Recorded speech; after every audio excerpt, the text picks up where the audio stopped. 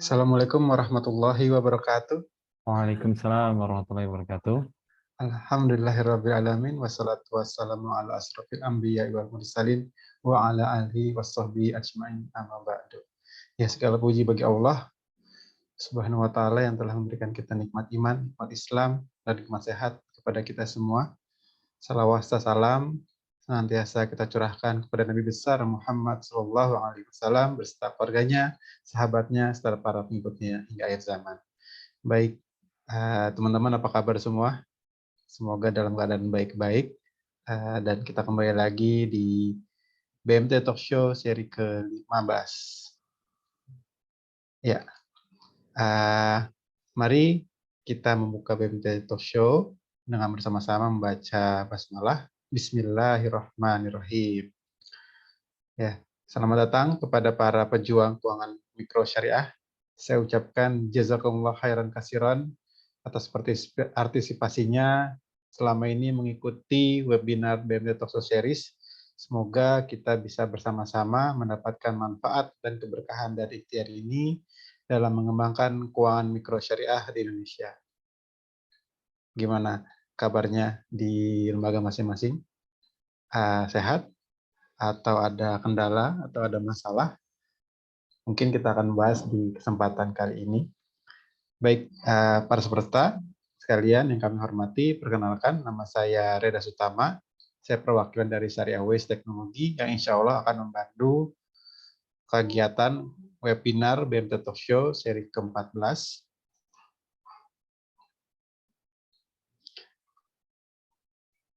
Ya, untuk sekedar info, BMT Talk Show yang sebelum-sebelumnya sudah diupload di YouTube, tapi bagi yang ingin menyaksikan dan menonton, mungkin bisa menghubungi admin kita di Syariah Waste atau nanti bisa dicek di YouTube-nya atau bisa nanti dilihat di deskriptif kita atau bisa di WA juga.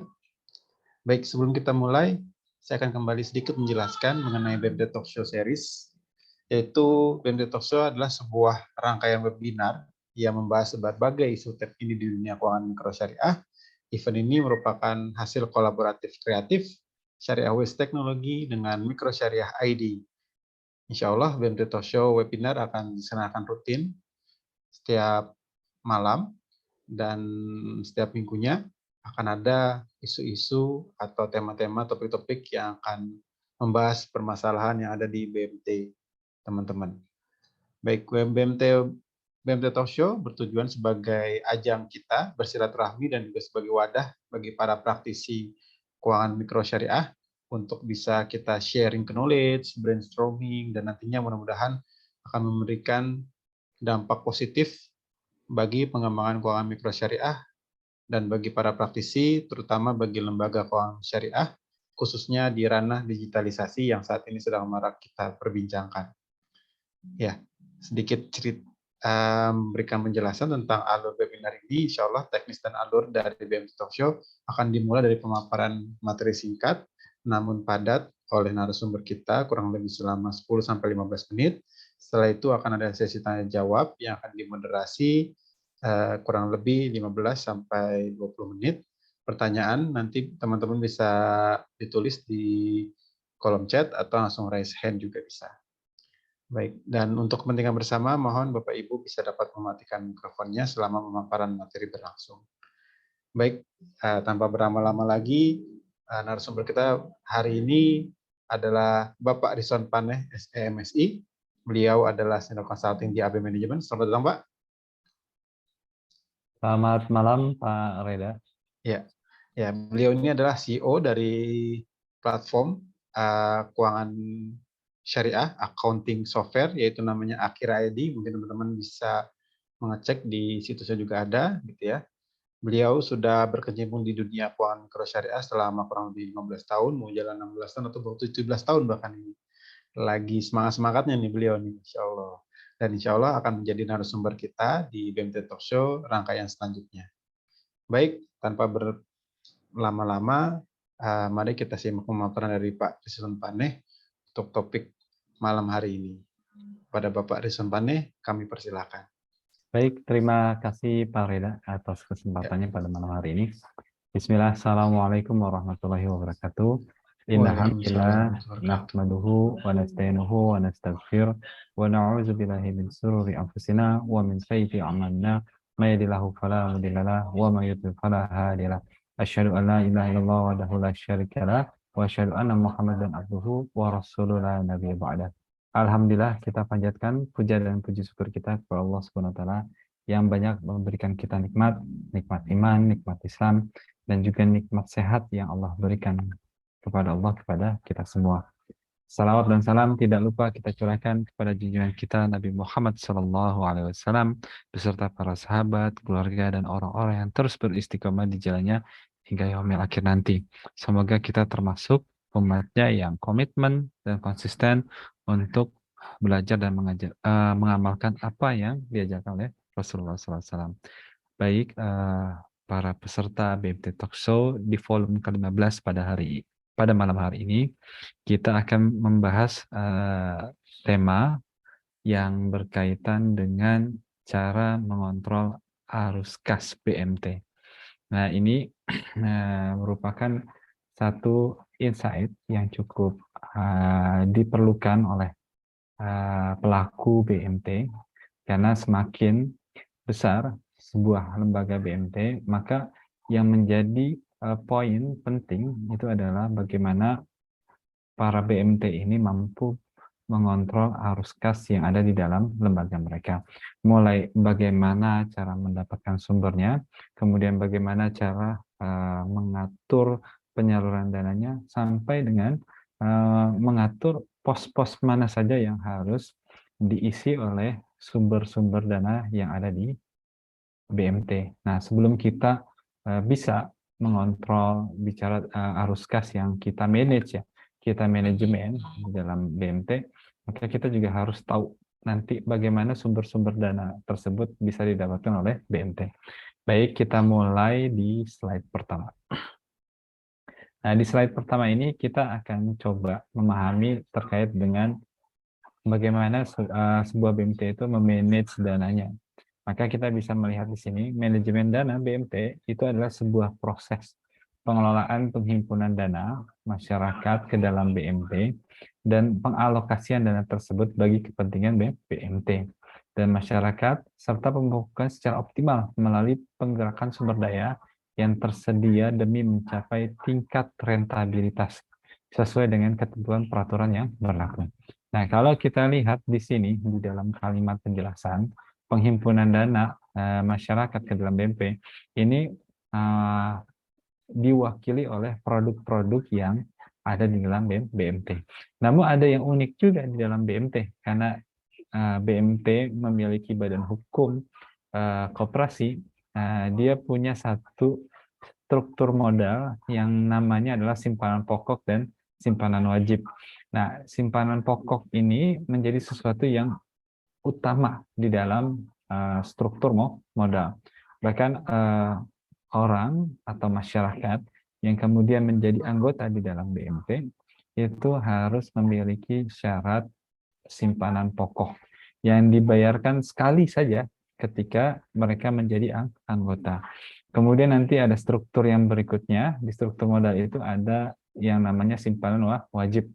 Nah, simpanan wajib ini yang kemudian nanti dibayar setiap 1 bulan sekali, disepakati di dalam RAT.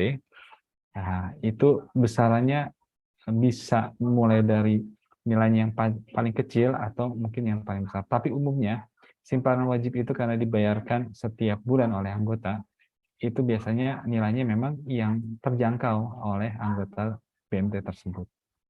Nah, ini bicara tentang produk-produk yang mewakili BMT di masyarakat. Bisa jadi nanti ada produk-produk penghimpunan dana yang sifatnya bisa ditarik kapanpun juga, tetapi ada juga produk-produk penghimpunan dana yang memang penarikannya itu berdasarkan jangka waktu yang disepakati di dalam sebuah perjanjian. Nah, kemudian ada pengalokasian dana. Nah, untuk penghimpunan dana yang kemudian itu berasal dari masyarakat, kepentingan untuk pengalokasian dananya itu memang harus digunakan untuk aset-aset yang produktif. Jadi nggak boleh kemudian dana yang dihimpun di dana masyarakat kemudian digunakan untuk membeli aset tetap atau digunakan untuk sesuatu yang tidak produktif. Ya ini tidak boleh seperti itu untuk pengalokasian dananya. Nah, kemudian untuk mencapai tingkat rentabilitas. Nah, rentabilitas ini artinya keuntungan atau profit yang didapatkan oleh BMT. Nah, sehingga BMT harus betul-betul memastikan penyaluran dana yang dilakukan oleh BMT itu sudah baik sesuai dengan analisa pembiayaan yang cukup berkualitas. Sehingga pengalokasian dana yang memang digunakan untuk penyaluran dana ke masyarakat atau anggota itu bisa mencapai tingkat keuntungan yang maksimal. Nah, kita lihat ruang lingkup manajemen dana BMT. Nah, pertama bahwa aktivitas BMT dalam rangka penghimpunan dana anggota. Ini perlu dilakukan, perlu adanya sebuah perencanaan yang dilakukan oleh BMT untuk menghimpun dana dari anggota. Sehingga perlu ada pengklasifikasian. Ini anggota ini termasuk dalam klaster ekonomi yang seperti apa. Sehingga nanti pendekatan produk yang dilakukan oleh BMT ke anggota itu bisa dilakukan dengan produk yang tepat. Ya, kemudian kedua, aktivitas BMT untuk menjaga kepercayaan anggota dengan penyediaan uang tunai bagi pemilik dana. Sehingga setelah dihimpun, tidak serta-merta kemudian uangnya disalurkan atau dialokasikan begitu saja. Ini perlu ada satu pengaturan, perencanaan. Ada cadangan di mana ada uang yang memang tidak boleh disalurkan, tetapi memang didiamkan saja di bank atau di dalam brankas penyimpanan BMT jika BMT-nya memang sudah besar ya. Nah, itu bisa dicadangkan seperti itu. Tetapi yang jelas bahwa BMT harus bisa menjaga kepercayaan ketika anggota ingin menarik dananya secara tunai. Nah, yang ketiga, penempatan dana dalam bentuk pembiayaan. Ini yang tadi dijelaskan di awal bahwa ruang lingkup dari manajemen dana ini adalah bisa memastikan bahwa dana yang kemudian dihimpun oleh BMT dari anggota itu bisa disalurkan dalam bentuk pembiayaan. Jangan sampai kemudian banyak melakukan penghimpunan dana sampai dananya sangat besar. Nah, ini akan berbahaya. Istilahnya bisa kita sebut sebagai idle money. Uang yang memang ya terkumpul tetapi tidak mampu untuk disalurkan. Nah, ini bisa jadi sesuatu yang tidak produktif bagi BMT, padahal BMT itu perlu untuk menyalurkan dana. 4. Pengelolaan modal BMT agar dapat berfungsi wajar sesuai dengan perannya selaku penggerak aktivitas. Ini juga di dalam manajemen dana yang memang nanti kita juga mengelola modal dari anggota, walaupun disebut dengan dana ya yang memang aman, tetapi walaupun seperti itu, modal ini harus bisa dipastikan bisa untuk melakukan perannya sebagai penggerak aktivitas BMT. Yang modalnya masih kecil bisa menghimpun dana dalam batas kapasitas yang dimiliki oleh BMT sambil terus memupuk modal melalui simpanan wajib yang dibayarkan setiap bulan oleh anggota kepada BMT, yaitu lama-kelamaan yang kecil itu bisa menjadi besar seperti gunung. Ya. Nah, fungsi BMT sendiri kalau dilihat dari sisi fungsi BMT, dia mengumpulkan dan menyalurkan dana kembali kepada anggota. Ya, jadi BMT berfungsi sebagai financial intermediary ya antara pihak surplus dana yang memiliki kelebihan dana kepada pihak yang memang membutuhkan dana, baik itu untuk consumer maupun untuk yang sifatnya produktif. Ya, inilah fungsi BMT sehingga uang itu tidak idle, tetapi berputar terus karena salah satu ciri sebuah ekonomi yang baik terjadi sebuah transaksi yang cukup aktif. Jadi sebuah wilayah atau sebuah lembaga lah memiliki banyak uang, dana cash di dalam perusahaan, cuman transaksi untuk berputar untuk sesuatu yang produktif itu sedikit, ya itu bisa dipastikan ya tidak produktif. Ya bisa-bisa dana yang yang besar yang dikumpulkan oleh sebuah lembaga keuangan atau BMT itu bisa lama-lama habis, ya tergerus oleh biaya operasional yang memang fix dikeluarkan setiap bulan. Nah, kemudian setelah kita tahu fungsi BMT itu seperti apa, kita akan melihat sumber dana BMT. Nah, pertumbuhan setiap BMT sangat dipengaruhi oleh kemampuannya menghimpun dana anggota. Semakin sebuah BMT mempunyai keluasan kualitas yang baik di dalam menghimpun dana, itu lembaga tersebut semakin oke, ya sebagai lembaga keuangan. Maka dana merupakan masalah BMT yang paling utama disebutkan di sini ya. Kenapa? Karena memang bisnisnya adalah bisnis yang memang mempertemukan antara orang yang memiliki kelebihan dana dengan orang yang memang membutuhkannya, ya, secara produktif atau secara konsumer. Ya, tanpa dana yang cukup, BMT tidak dapat berbuat apa-apa. Atau bahkan BMT itu tidak berfungsi sama sekali seperti fungsi BMT yang saya jelaskan di slide sebelumnya. Nah, kita lihat. Nah, ini sumber dana BMT. Sumber dana BMT, kalau kita bisa bagi jadi 3, ini pertama ada modal inti atau core capital. Ini nanti pasti diwakili di pertama itu adalah simpanan pokok dan wajib. Ini yang mencirikan BMT sebagai entitas berbadan hukum koperasi. Ada simpanan pokok, kemudian ada simpanan wajib, kemudian cadangan. Ya, cadangan ini bisa didapat dari SHU yang memang surplus ya setiap tahunnya, sehingga dicadangkan di dalam struktur cadangan modal. Kemudian ada SHU di kita. Yang kedua, itu ada mudharabah. Mudharabah ini nanti bisa diwakili di posisi laporan keuangan pasifa ya. Karena ini adalah penghimpunan dana, jadi posisinya adalah pasifa. Ya, nanti ada yang simpanan, berbentuk simpanan, ada juga yang nanti berbentuk simpanan berjangka. Dua-duanya ini luar biasa ya. Kalau di simpanan mudharabah artinya menghasilkan nilai bagi hasil, kemudian bisa ditarik kapanpun juga oleh anggota. Nah, untuk simpanan berjangka ini berbagi hasil dengan bagi hasil yang fokus, sehingga nanti nilai bagi hasilnya itu lebih besar dibandingkan simpanan mudharabah yang biasa. Nah, cuman di simpanan berjangka ini memang untuk penarikannya sangat terikat dengan waktu yang memang disepakati di dalam perjanjian. Ada mungkin yang disepakati 3 bulan, ada yang 6 bulan, bahkan nanti ada yang 12 bulan.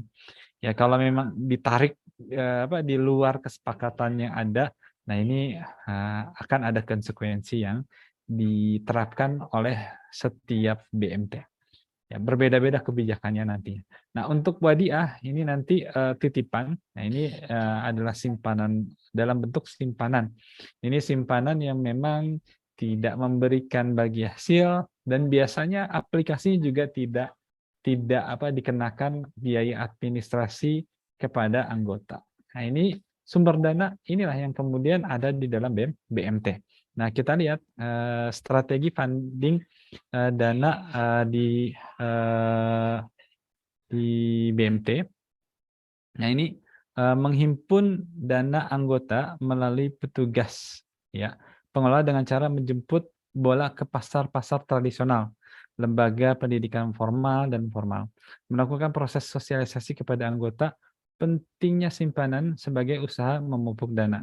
Ya, sehingga nanti kalau simpanannya juga bagus, kemudian tinggi nilainya di sebuah BMT, itu akan kembali juga kepada anggota ya dalam bentuk SHU yang surplus. Ya, simpanan dijadikan syarat untuk mendapatkan pembiayaan. Ya, serta mekanisme simpanannya disatukan dengan angsuran pembiayaan. Menghimpun dana dari lembaga keuangan BMT maupun lembaga keuangan lainnya. Walaupun ini kadang jarang poin nomor 4 ya untuk dilakukan oleh BMT. Biasanya fokus kepada anggota, karena di anggota itu lebih mudah ya, karena anggota sendirilah ya kemudian mendirikan BMT. Ya. Nah, kita lihat strategi memelihara anggota BMT. Walaupun anggota sebagai pemilik dari BMT, ini perlu ada juga sebetulnya servis ya, supaya anggota BMT itu tidak melirik kepada tetangga sebelah.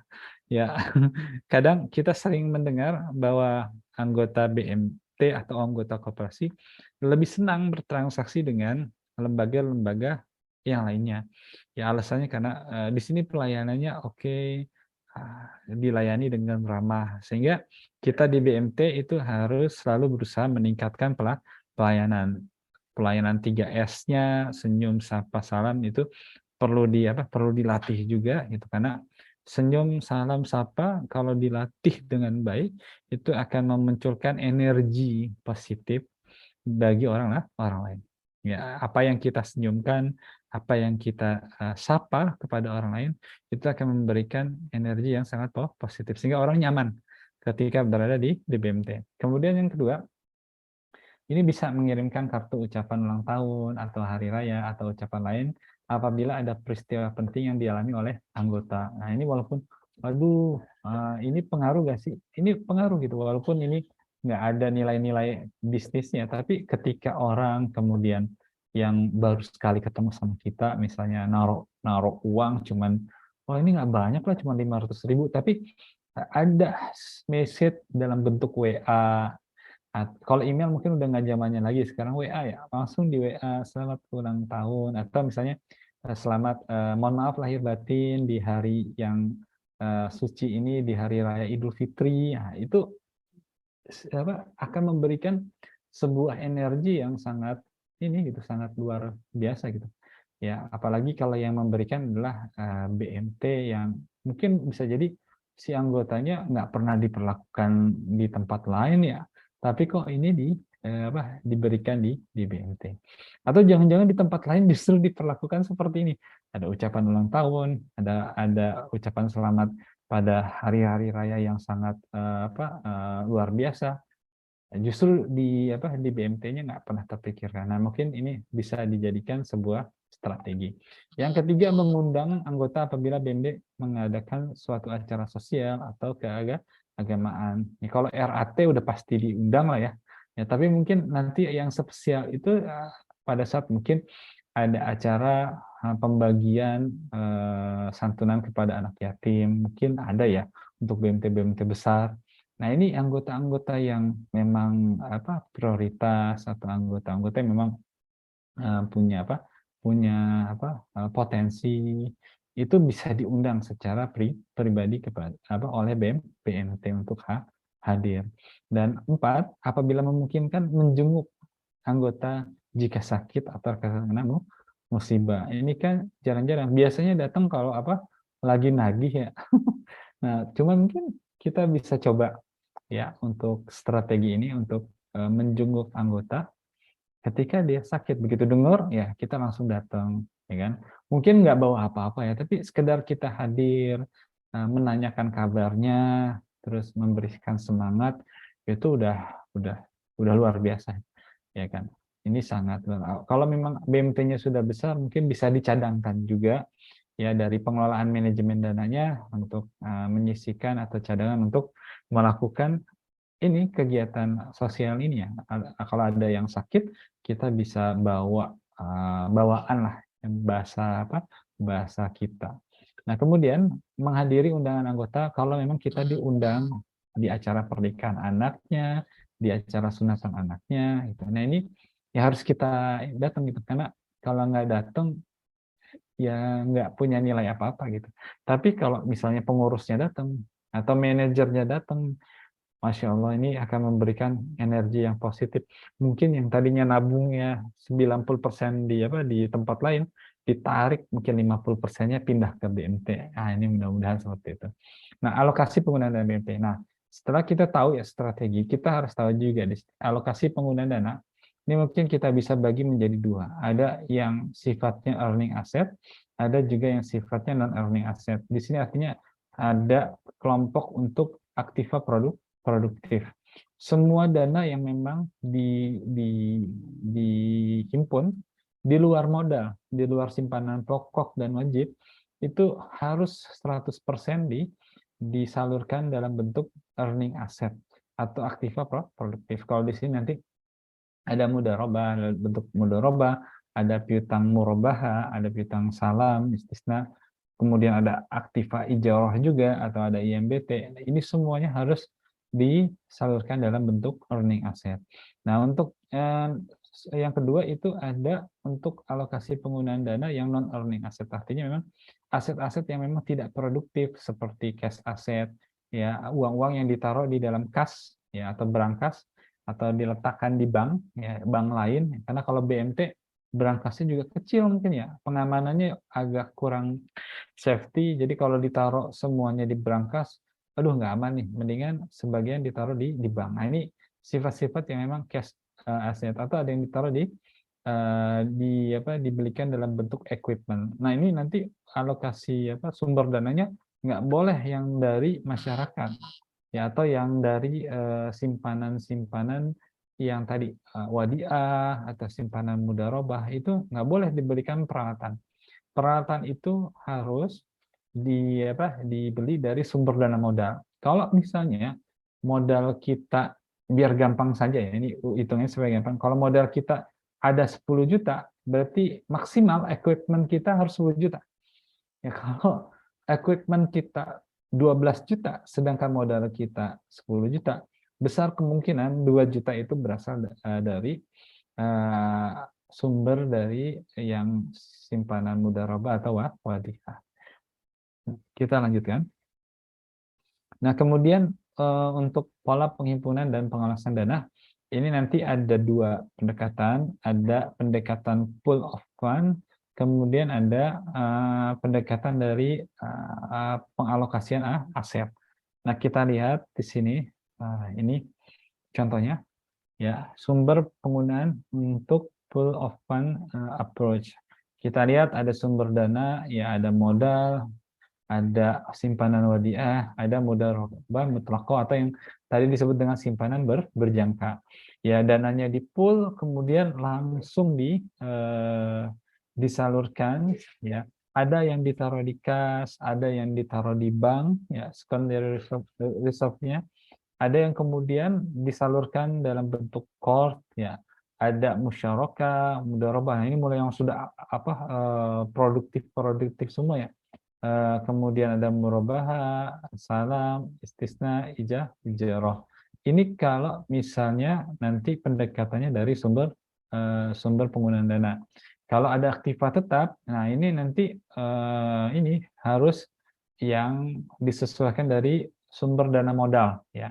Ada modal, kemudian ada aktiva tetap. Nah, ini aktiva tetapnya nggak mungkin lebih besar daripada dana modal. Biasanya nanti ada ada manajemen sendiri, ya, terkait dengan manajemen aktiva tetap. Nah, baru nanti ada mudharabah muqayyadah. Nah, ini kalau yang sudah kita pahami, mudharabah muqayyadah dan mudharabah mutlaqah, ini memang nggak pernah dibahas di BNT Talk Show, tapi perbedaannya nanti mudharabah muqayyadah memang mudharabah yang memang dia tidak tercatat, ya, tidak tercatat di dalam on balance sheet, tapi tercatat di off balance sheet. Dan ini merupakan special project. Special project ini artinya ketika orang menanamkan sebuah investasi, itu ada syarat-syarat khusus. Apakah penggunaan dananya digunakan untuk investasi di UMKM saja untuk bidang misalnya makanan, tapi yang lebih khusus lagi di somai. Atau bisa jadi proyeknya itu memang berasal dari BMT sendiri, ya. Nah, ini jarang diterapkan di BMT. Di BMT lebih banyak ada pada dana pool atau dana pooling yang memang dicatat di dalam laporan keuangan. Tapi tidak menutup kemungkinan mudharabah muqayyadah ini diterapkan di beberapa BMT. Nah, kemudian untuk pendekatan dari asset allocation atau asset allocation approach, nah ini kita bisa lihat ada wadiah, ada mudharabah mutlaqah.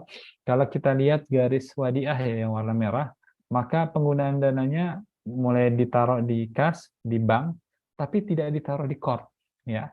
Kenapa? Karena nggak boleh gitu, karena wadiah itu memang titipan, dan kalau ditaruh court buat sosial ya buat apa gitu disalurkan. Jadi memang untuk wadiah yang memang ditarik dari anggota itu memang untuk biasanya ditaruh di kas ya, buat jaga-jaga, artinya buat cadangan seperti tadi yang saya eh, katakan, karena nanti kalau ada anggota yang mau narik dana, uang kas kita udah siap. Jadi mungkin bisa nanti kebijakan BMT masing-masing beda ya. Ada yang mungkin 70% yang memang disalurkan, 30% ditahan di cash and bank. Ya, seperti itu. Itu nanti tergantung pengalaman. Tapi bisa jadi suatu saat yang ada di kas 90%. Contohnya apa? Contohnya pada sebuah momen, terutama momen Ramadan. Ya, karena Ramadan itu momen di mana orang itu pasti banyak untuk melakukan penarikan dana. Tapi nanti setiap BMT karakternya beda-beda ya. Itu disesuaikan. Ada yang BMT itu kalau udah Ramadan itu memang ditarik besar-besaran. Sehingga pencadangan kasnya untuk wadiahnya itu nggak bisa lagi 30, 70, bisa jadi nanti dikasihnya 90% dari mulai awal Ramadan, ya bahkan tidak ada lagi pencairan dana selama Ramadan. Kenapa? Karena kalau di Ramadan itu biasanya untuk usaha pun biasanya 2 bulan itu mereka udah ngajuin gitu pembiayaan untuk digunakan pada momen Ramadan, karena momen Ramadan itu kan sebentar ya, cuman 2 minggu atau bahkan sampai dengan 3 minggu. Biasanya kalau udah seminggu sebelum Idul Fitri itu biasanya udah konsentrasinya pulang kampung, udah yang lain-lain gitu. Ya biasanya puncaknya ekonomi itu memang ada di awal Ramadan sampai dengan minggu kedua. Minggu ketiga itu udah mulai menurun sampai dengan minggu keempat itu benar-benar udah turun landai banget. Nah, kemudian untuk mudharabah mutlaqah atau yang tadi simpanan berjangka, kita bisa lihat alokasi dananya juga kita bisa lihat di garis biru. Untuk core-nya nggak ada, ya bahkan untuk aktiva tetapnya juga tidak ada. Ya, untuk mudharabah mutlaqah itu hampir sama dengan wadiah. Dia memang digunakan untuk aktiva yang sangat produktif. Ya, nanti sisanya memang ditaruh buat cadangan ada di kas atau di bank. Modal itu kita bisa lihat, inilah hebatnya modal. Kalau kita punya modal yang tinggi, dia bisa disalurkan kemana aja. Mau di court, modal kita kan nggak ada istilahnya ditarik sama orang, nggak ada kita harus ada cost of fund-nya juga nggak ada gitu. Ya, jadi bisa, tapi kalau buat court juga nanti ini perlu ada lagi ya manajemen buat ini bicaranya, ya jangan semuanya nanti di court gitu, harus ada pembagian berapa persen untuk courtnya. Kalau ini dari modal. Nanti untuk aktiva tetap, ya justru aktiva tetap untuk komputer kita beli, untuk meja, kursi, dan peralatan-peralatan lain itu memang harus dari modal, bukan dari wadiah atau dari mudharabah mutlaqah. Kalau modal representatifnya dari simpanan pokok atau simpanan wajib. Mudharabah muqayyadah juga seperti itu, special project. Nah, baik teman-teman, ya karena kalau kita bicara bagaimana kita memanage atau mengontrol arus kas BMT, ini pasti panjang banget gitu, waktunya nggak akan cukup.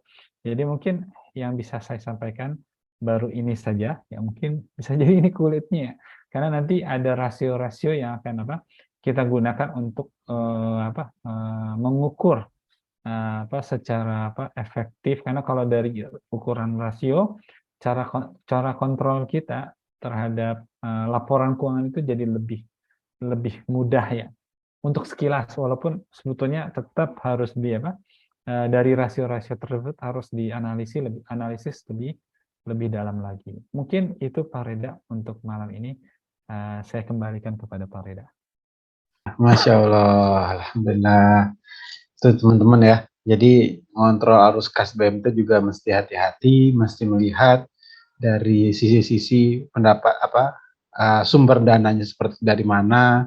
Jangan kita, ini sumber dana modal bisa dipakai mana-mana, asik tuh kalau modal banyak. Tapi kalau dari titipan orang, wadiah atau mungkin dari dan pihak-pihak ketiga yang lain yang dititipkan, nah itu untuk diinvestasikan ya harus dikembangkan gitu ya Pak ya, sifatnya harus masuk ke PBN, tapi juga jangan sampai melupakan kas, nanti takutnya diambil atau apa, khususnya yang wadiah.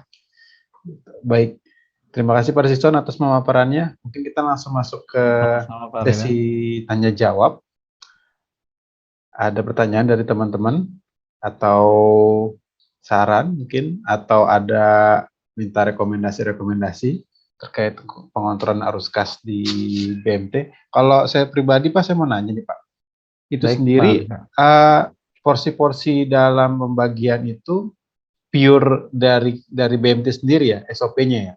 Tiap BMT berbeda-beda ya. Nggak ada I- nggak ada apa namanya, atau ada mungkin dari rekomendasi Pak Rizal sendiri sebenarnya berapa sih untuk alokasikan pendanaan itu?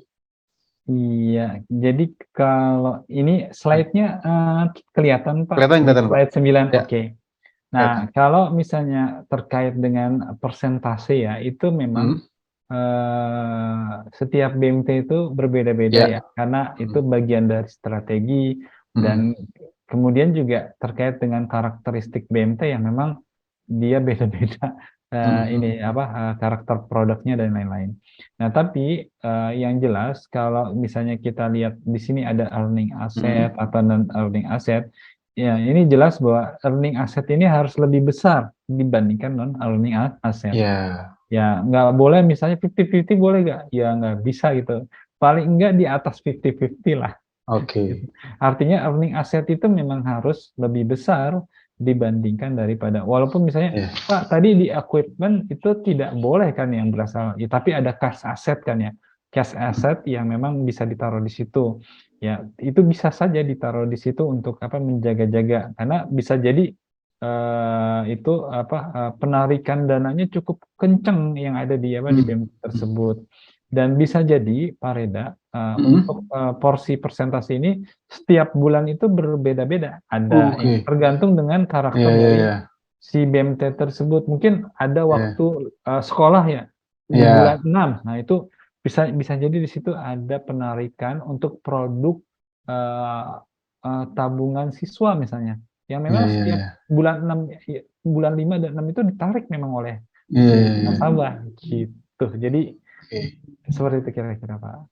Baik, jadi memang dari tiap karakter dan kita bisa planning itu ya Pak ya, dalam 1 tahun itu harus sudah di planning, wah ini di bulan ini kita bisa ngasih pembiayaan banyak, tapi di bulan dekat-dekat Ramadan, dekat-dekat ini kita harus mengencangkan cash-nya supaya nanti pada Betul, saat ada penarikan dan apapun itu kita punya gitu ya. betul. Nah, kalau misalkan dari sumber dana itu kan yang paling direkomendasikan adalah dari modal gitu Pak ya. Nah, Ya, kalau misalkan memang modalnya itu terbatas gitu ya, dan dia ternyata bisa apa, bisa mengakses modal lain di luar modal anggota ya, maksudnya dana pihak ketiga gitu ya, buat diputarkan sama dia, itu uh, apa gimana ya bahasanya, itu bakal bakal lebih bagus atau kan bakal lebih boleh nggak sih seperti maksudnya BMT seperti itu apa direkomendasikan gitu ya. Jadi dalam arti ya modal lu nggak apa-apa sedikit gitu. Yang penting lu punya modal buat diputar gitu loh. Kan wah ini modal gua dikit gitu. Tadi kan kalau dari penjelasan Pak Rizky kan modalnya harus bagus, harus kuat kalau bisa kan dari diri sendiri gitu ya. Modal sendiri. Nah, kalau misalkan modalnya kecil tapi dia dapat mengakses dana pihak ketiga dan dia putarkan full seluruhnya gitu ya. Itu jadi lebih baik dong harusnya kalau seperti itu. nah ini Atau tetap harus Pak, berhati-hati. Kita ada cost of fund soalnya kan tetap ya. iya betul. Sebetulnya kalau untuk modal Pak apa Pak Reda, sebetulnya ada nanti Hmm. pengukuran kesehatan buat BMT ya. Hmm. Ya, itu disebutnya dengan istilah CAMEL. Ada capital, asset management, equity, earning, sama liability. Nah, nanti untuk capital itu ada namanya rasio CAR, ya, Hmm. capital adequacy ratio atau rasio kecukupan modal. Hmm. Ya, diwakili oleh rumus CAR biasanya itu Hmm. nanti apa aktif aktiva ya, aset aktiva yang memang yang terukur menurut tertimbang, menurut resiko, jadi nanti ada hitung-hitungan. Itu kalau dihitung, kemudian rasionya ketemu, saya lupa ya kalau buat BMT atau koperasi ya, itu harus mencapai angka 10% ya. Nah, gitu. Jadi kalau modalnya terlalu kecil, itu juga nggak boleh Pak Reda. Misalnya rasionya ternyata 2%. Ya kelihatannya bagus gitu. Dia menghimpun dana gitu. Tapi beresiko juga kalau hutangnya kan artinya kan uang yang dihimpun dari anggota itu adalah hutang ya. Nah ini kalau misalnya modalnya terlalu kecil atau 1% gitu, kelihatannya BMT-nya tangguh banget ya. Tapi itu sangat berisiko buat BMT itu sendiri. Kenapa? Karena modal yang 1% tersebut menanggung atau berbanding dengan hutang itu sangat tinggi sekali untuk hutangnya. Jadi beresiko. Jadi ada aturan KAR yang memang untuk koperasi itu saya lupa itu mungkin ada di angka 10%. Oke. Gitu. Oke, berarti kalau misalkan modalnya 10 juta berarti dia maksimal ada hutang itu 100 juta gitu ya, Pak ya? Iya, betul. Gitu ya. Kalau di atas 100 juta ya berarti modalnya harus Bisa naik-naikin harus gitu ya. dinaikin lagi. Dan untuk BMT sangat memungkinkan. Kenapa? Karena ada ini simpanan wajib ya. Simpanan wajib yang memang dia tarik dari anggota dan wajib dibayar setiap bulan. Beda dengan bank ya. Ya, kalau bank itu sekali setor mungkin banyak, tapi nggak nambah-nambah. Kalaupun nambah harus ada keputusan RUPS, ada hal yang lain, dan itu sangat pelik untuk prosedurnya gitu, sulit gitu. Tapi kalau buat di BMT memang otomatis simpanan wajib itu harus dibayar setiap bulan oleh anggota. Oke. Ya benar sih ya. Jadi tiap bulan itu kalaupun nanti ada pembiayaan gitu ya atau apapun ya utamanya ya kalau mau diputar ya dari modal itu karena itu yang paling aman gitu ya. Tidak ada cost of fund-nya bisa dibilang ya. Cost of fund nanti di SHU gitu. SHU kan di akhir gitu ya. Aman lah bisa disepakati. Baik, mungkin teman-teman ada yang mau bertanya lagi atau ada yang lain pertanyaannya atau mungkin ada saran dari yang lain? Sebelum saya mau tanya lagi satu kali lagi. Ayo, ada pertanyaan? Oke. Dan ini berlangsung kita sedang ada event ya di di JHCD ya. Indonesia Syariah Economic Festival. Jadi itu semua baik itu halal market gitu ya, terus keuangan dari BMT juga itu ada hari di sana. Gitu. Semoga teman-teman bisa ikut partisipasi di sana, mungkin bisa membuka network teman-teman juga untuk hadir di sana. Yang minggu ini sih sampai terakhir kalau nggak salah di Jumat atau weekend inilah, Insya Allah. Gitu. Jadi kalau bisa hadir, silakan hadir gitu ya, dan Insya Allah lebih bermanfaat buat kemajuan ekonomi syariah di Indonesia. Amin. Baik.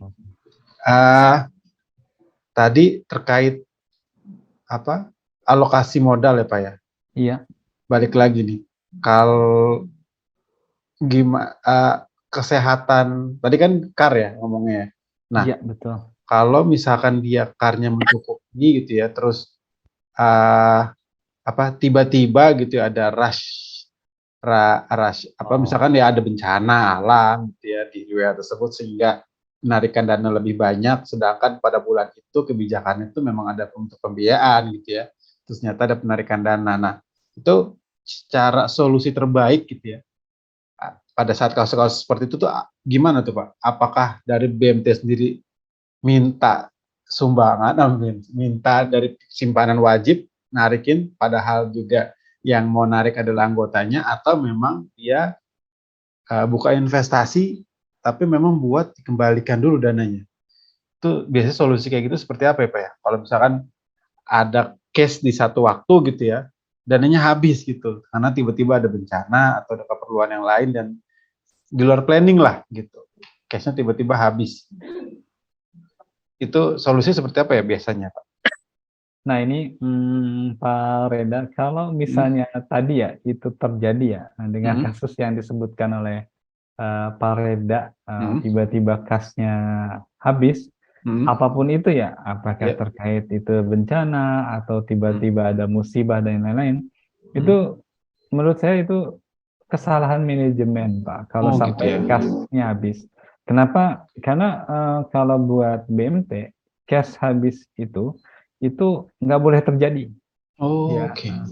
jadi kalau misalnya perbandingan ada nanti saya belum bahas ya, belum sampai ke sana tadi bicara Oke. tentang manajemen kasnya. Itu ada Hmm, rasio current ya, current rasio ya. Artinya iya. sebuah apa kemampuan kemampuan sebuah lembaga ya di current rasio ini Hmm, untuk membayar atau menanggung hutang ya oke. secara cash yang dimiliki, dan itu Hmm, besarannya memang harus ada di antara 10% sampai dengan 25%. Ya, hmm, nanti tergantung kebijakan apa masing-masing BMT ya. Nanti oke. ada sebetulnya ada persentase sehatnya ada di mana. Hmm, Tapi minimal itu paling tidak ada 10% dari apa dari hutang yang apa yang hmm, ada gitu. Walaupun tadi saya bilang ada juga 90% dari hutang hmm, tergantung dengan produk-produk yang memang di-create oleh si BMT. Nah, hmm, kalau kemudian apa, anggaplah kurang ya dari 10%, kemudian si BMT hmm. nggak bergerak sedikit pun ya, arti kan 10% itu tiba-tiba jadi 9%, jadi 5%.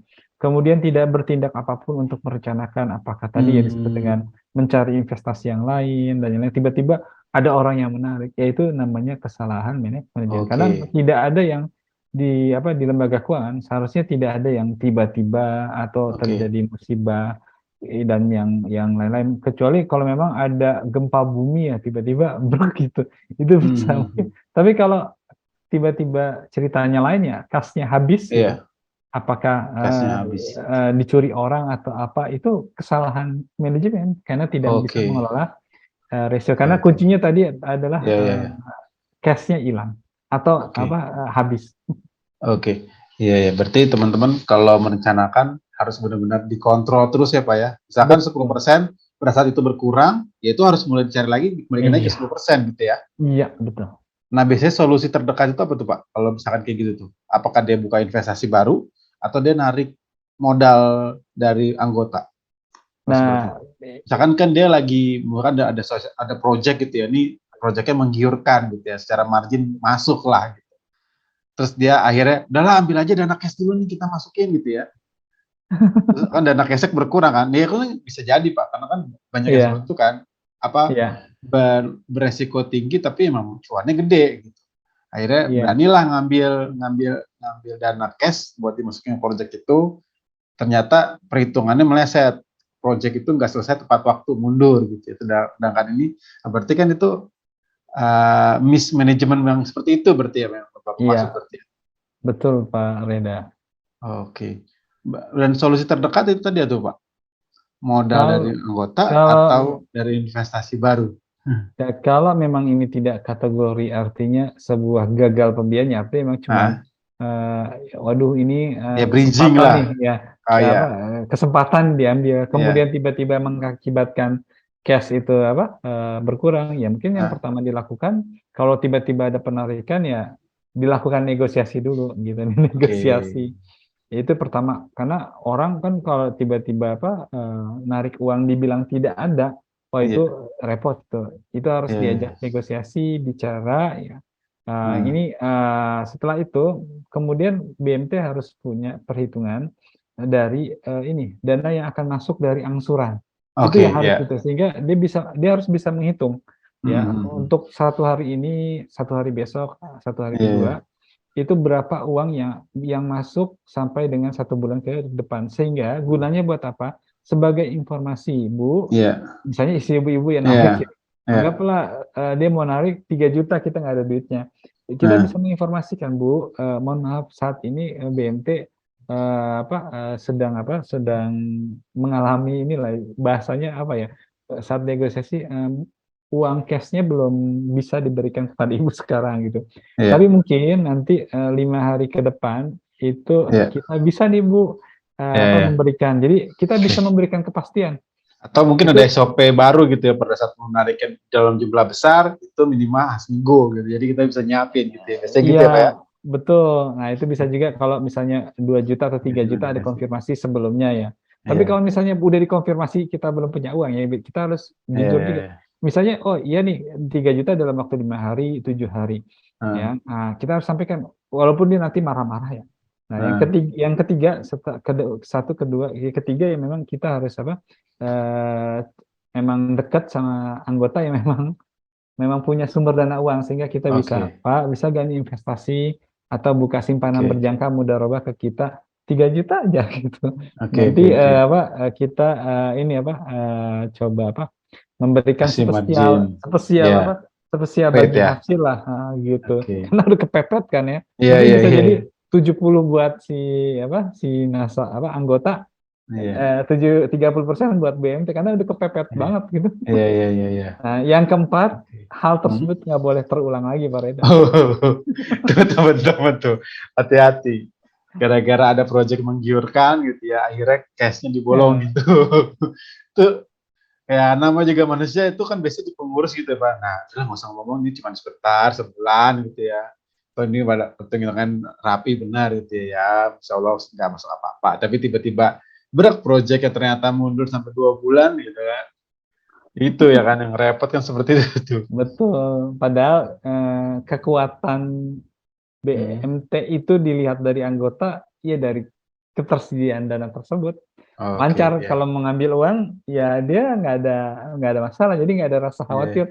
Ini BMT-nya mau bangkrut atau enggak kan? Takutnya begitu nantinya. Padahal baik-baik saja. Ya. Semua lembaga keuangan kayak gitu ya. Sekalinya aja bank-bank besar kena seperti itu dan langsung ya menjadi kejadian di perbankan dan katanya nih salah satu international bank katanya mau bangkrut nih. Kita nggak tahu nih. Makanya teman-teman di BMT jadi jangan berkecil hati juga gitu kalau misalkan BMT kok bangkrut gini ya terus berjuang aja karena yang besar sendiri bisa bangkrut. Aduh ngeri juga nih di keuangan nih. Tapi tetap kita belajar, insya Allah di keuangan syariah ini insya Allah semua mitigasi resikonya sudah sesuai sama syariat gitu ya. Dan kita pun menjalankan ini dengan lillahi ta'ala insya Allah gitu ya. Bekerja di bidang ekonomi syariah, nggak sekedar nyari margin atau rezeki, tapi insya Allah juga nyari pahala gitu ya. Jadi teman-teman di sini berjuang kita sama-sama supaya bisa mengembangkan keuangan syariah di Indonesia gitu ya, karena penduduk kita penduduk besar gitu ya, jangan sampai ya walaupun dalam hadisnya sendiri di akhir zaman itu semua akan kena riba gitu ya, tapi yuk kita berjuang lah, kita mencoba untuk menjadi semutnya di Nabi Ibrahim gitu yang dibakar. Insya Allah kita coba kontribusi sedikit demi sedikit di keuangan syariah di Indonesia. Baik, terima kasih Pak Rizwan Paneh untuk malam hari ini sangat bermanfaat terkait pengalokasian modal dan insya Allah kita bisa ketemu lagi di minggu depan. Jazakumullah khairan katsiran atas partisipasi teman-teman. Wabillahi taufiq wal hidayah. Assalamualaikum warahmatullahi wabarakatuh. Kita tutup dengan baca majlis subhanaka wa bihamdika asyhadu an la ilaha illa anta astaghfiruka wa atubu ilaik. Ya. Assalamualaikum warahmatullahi wabarakatuh. Waalaikumsalam warahmatullahi wabarakatuh. Pamit Pak Reda dan yang lainnya. Ya, makasih teman-teman.